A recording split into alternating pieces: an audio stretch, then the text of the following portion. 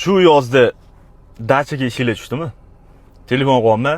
Dushanba kuniga dacha zaynitmasmi? Zaynit. Seshanbagacha zaynit. Chorshanbacha zaynit. Qachon bo'shaydi? Sentyabrda.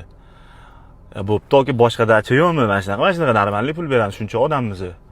Bor faqat basseyn to'lmagan, ketishinglarga to'ladi, cho'ngilib ketsanglar bo'ladi ketar payt. Zo'r. Yoki normalniy dacha kerak, sauna yo'q. Sauna limit bor, gaz yoqmayapmiz, tog'a tepasidan o'tin terib kelib o'zinglar qizdirib olasizlar. Zo'r. Okey, biz o'tin tergan chiqmayapmiz, dam olgani chiqyapmiz. Normalniy dacha bering, puli otiladi, muammo yo'q. Pul dacha bor, lekin dachani qora olib sizlar bilan dam oladi. Zo'r, ko'rasizmi? Mayli.